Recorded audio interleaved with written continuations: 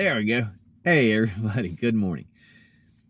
We're doing the RAVE, and so this is the A in RAVE, which stands for no animal foods. All animal foods are excluded from the RAVE diet because they promote the major degenerative diseases sweeping across the country. The link between animal foods and cancer, for example, begins back in 1892 with a study published in the Scientific American from which the quote above is taken. Subsequently, there has been a mountain of evidence compiled that confirms the link. Oh my gosh, and there's like all the references here. Okay, next page. The only thing you'll miss from eating animal foods is the saturated fat, cholesterol, and animal proteins, as well as the diseases these ingredients bring to your body.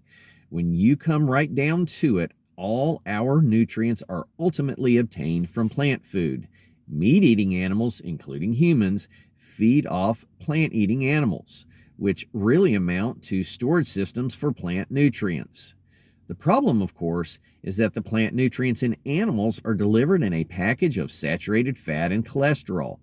So why eat animals when you can get everything you need directly from plants without the cholesterol? And in a low-fat package with healthy fiber and cancer-fighting chemicals to boot. And calorie for calorie, plant foods are far richer in nutrients than animal foods, with green vegetables being the most nutrient-rich foods on the planet. From a weight loss perspective, many studies have confirmed that over time, the more people eat meat, the more they gain weight. The more people eat whole plant foods, the less likely they are to gain weight.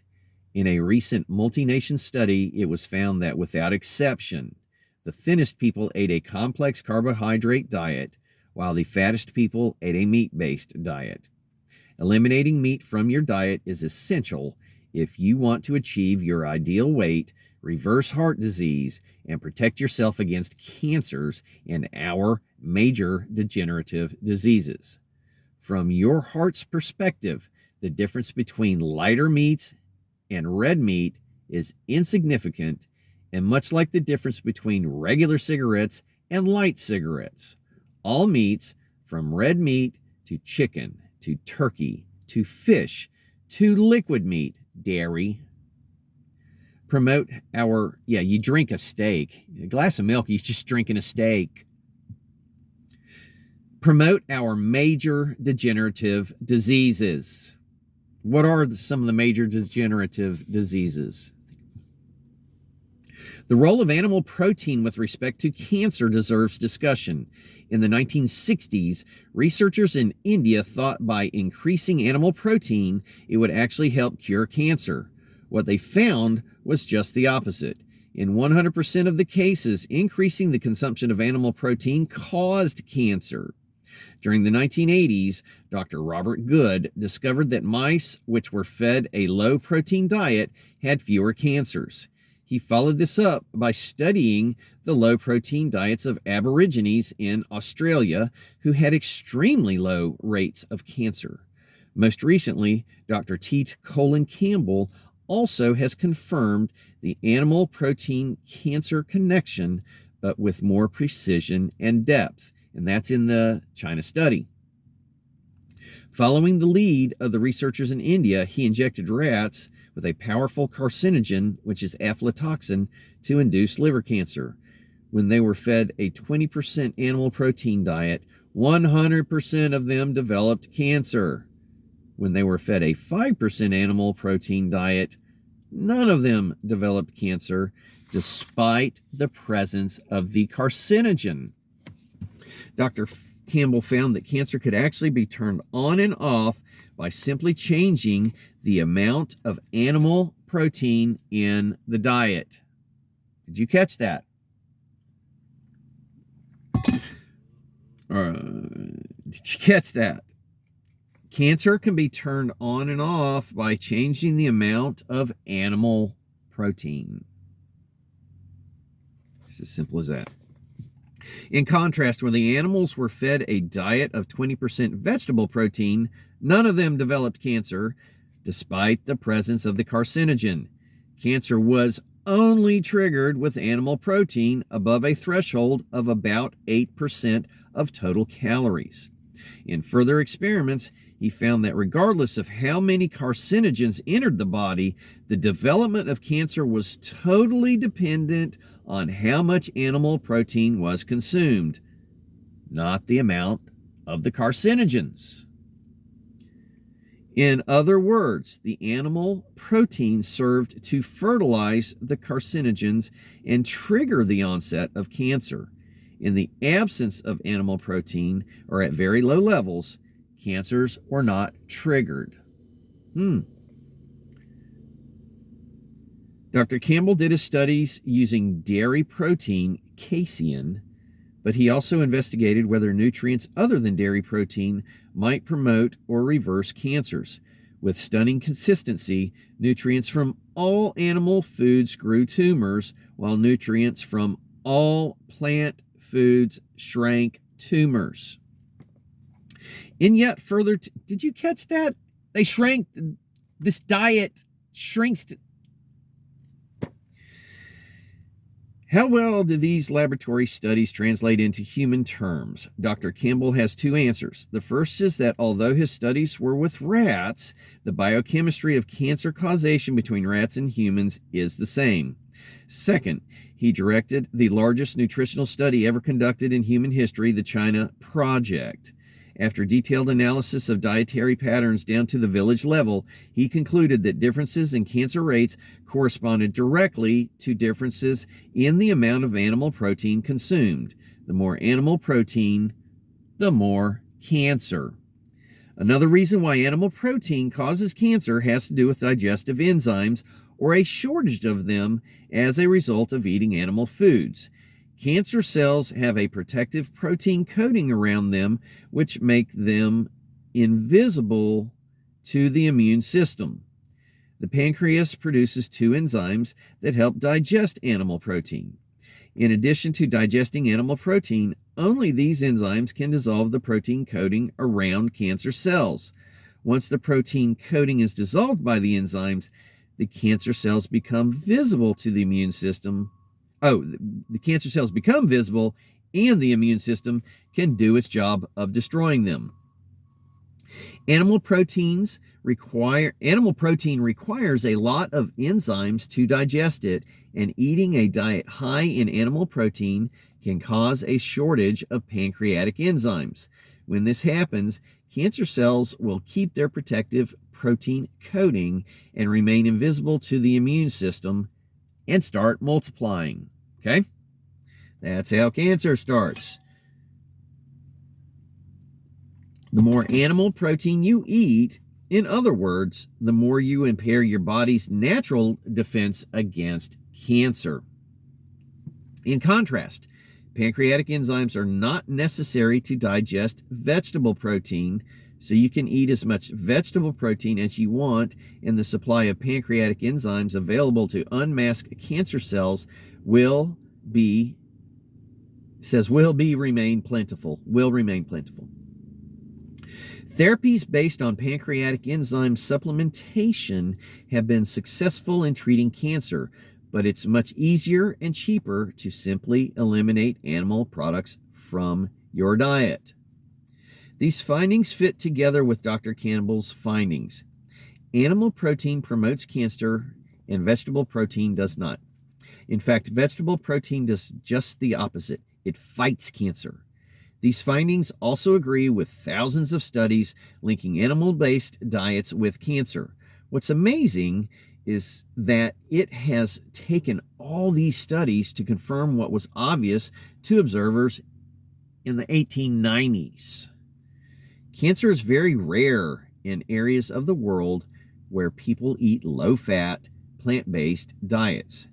There is 120 times less incidence of prostate cancer, for example, in China compared to the United States. As the Chinese change to the Western diet, however, their risk increases proportionally with their higher intake of animal foods. This was demonstrated in a study in China where they found a man's chance for developing prostate cancer increased with the increased consumption of animal products. Migration studies have also shown that as people leave their low-fat, plant-based diets behind and adopt the standard American diet and lifestyle, their risk of cancer increases with each year of residence in their new country. With respect to some cancers, there's little known problem with eating meat and dairy. 89% of the herds of the U.S. are infected with leukemia virus, which causes leukemia and lymphoma in cows. This isn't just an American problem, as 84% of the herds in Argentina and 70% in Canada also have the bovine leukemia virus, as well as high percentages in other meat-eating countries throughout the world. Some countries, such as Finland, have thoroughly eliminated the virus from their cattle after some 30 years of effort. In the study cited above regarding American cattle, researchers found that 74% of the people they tested had been infected by this bovine virus due to their meat and dairy-based diets. In addition to infecting white blood cells, these bovine viruses also attacked other cells in the body, such as cells of the breast and the lymph nodes. One study found the virus in the breast tissues of 10 of 23 human breast cancer patients. In America and worldwide, leukemia and lymphoma are much more common in populations consuming higher amounts of dairy and beef, particularly among dairy farmers, while people working in occupations associated with cattle have twice the risk of developing leukemia and lymphoma. Each year, about 30,000 new cases of leukemia and 70,000 new cases of lymphoma occur for unknown reasons in the U.S., and undoubtedly, many are caused by the bovine virus. The best way to protect yourself against this virus is to avoid meat and dairy products and eat the RAVE way, as it's been shown to greatly reduce your risk of being infected. So what about fish or shellfish? No study has ever demonstrated that fish is heart healthy. These studies that have been done only show it mitigates the risk of sudden cardiac death among those already suffering heart disease, simply because it's a blood thinner and prevents clotting. This has been translated by the press into somehow preventing heart disease, but that is simply not true. The hype in the press regarding fish is about treating a symptom of heart disease, namely a heart attack, and prolonging the disease, not preventing, arresting, or reversing. In fact, fish-based diets promote heart disease due to the high levels of cholesterol and saturated fat. Given that, it shouldn't be surprising that eating fish also causes a rise in blood cholesterol levels similar to the rise caused by beef and pork. Men with angina were advised to eat 2 portions of oily fish each week or take 3 fish oil capsules daily. They were found to have a higher risk of cardiac death compared to men not given this advice. Patients with coronary heart disease received fish oil capsules for some 28 months. It not only failed to lower their cholesterol, but their arteries closed even more during the study. The authors concluded, fish oil treatment for 2 years does not promote major favorable changes in the diameter of atherosclerotic coronary arteries. A review of 48 randomized controlled trials involving over 36,000 participants who took fish oils or ate oily fish found no health benefits from these so-called healthy fats. The conclusion: long-chain and shorter-chain omega-3 fats do not have a clear effect on total mortality, combined cardiovascular events, or cancer. Men who consumed high levels of fish had a 60% increased risk of an acute coronary event and a nearly 70% increased risk of cardiovascular death compared with men who consumed low amounts of fish.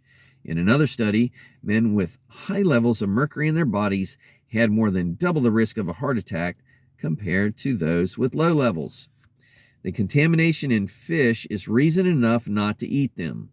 Fish and shellfish contain toxic chemicals at concentrations as high as 9 million times more than what was found in the polluted water in which they swam. Tests of fish from U.S. rivers have revealed they contained enough estrogen-mimicking chemicals to promote breast cancer growth, not to mention the high levels of mercury, dioxins, and PCBs that are found in fish and are highly associated with cancer and other diseases. A survey of Lake Michigan found that 97% of the salmon and 91% of the lake trout were heavily contaminated with mercury, and all of them were contaminated with PCBs. Little wonder that children exposed to PCBs from Lake Michigan fish tend to have low IQs, poor reading comprehension, difficulty paying attention, and memory problems. An actress who was eating tuna and other seafood 4 times a week began experiencing severe headaches, cramping in her fingers and feet, and a sort of tingling as if someone was tickling you all up and down my body and on my legs, and it got more and more pronounced. She was unable to remember her lines and had crying spells, low-grade depression, loss of memory, and brain fog. She had, in fact, mercury poisoning from eating fish. Typical symptoms of mercury exposure include fatigue, headache, joint pain, and reduced memory and concentration, but can include nervous system damage and even death. A survey of over 23,000 postmenopausal women showed that fish consumption was positively associated with higher rates of breast cancer. A number of other studies throughout the years have also shown that eating fish increases the risk of cancer, as well as the risk of the spread of cancer to other parts of the body. In addition to the high fat levels of fish oils also suppress the immune system. But even if there were clean fish available, and there are not, fish would still not be heart or cancer healthy due to the high levels of saturated fat, cholesterol, protein, and the lack of fiber, complex carbohydrates, and other vitamins. When you look closely into the health claims of fish, they are in fact very fishy. The original source of omega-3 fats is plants, and only plants can make omega-3 fats. Why not get them from an uncontaminated source that is good for your health and perfectly balanced in terms of nutrients? The one sure way we know that animal foods harm us is that our bodies start clearing out our arteries the minute we stop eating them. Dr. Nathan Pritikin, who pioneered heart disease reversal with diet, did not experience success in reversing his heart disease until he completely eliminated animal products from his diet. You do not need animal foods or complete proteins, and you are much better off in all ways when you avoid them. You will also get more than enough protein on this diet. If you are concerned about protein issues, see notes, protein, for more on this in this book. The protein requirement for normal adults is only 2.5% of total calories. Mother's milk is 5% protein, and that is at a time when the body is growing at its highest rate. More than 5% protein is not only unnecessary, but also potentially dangerous. Just one reason high protein diets should be avoided like the plague. Bottom line, animal foods cause disease. Not a single human being has ever failed to improve his or her health when he or she stopped eating animal foods. The evidence is simple and simply overwhelming.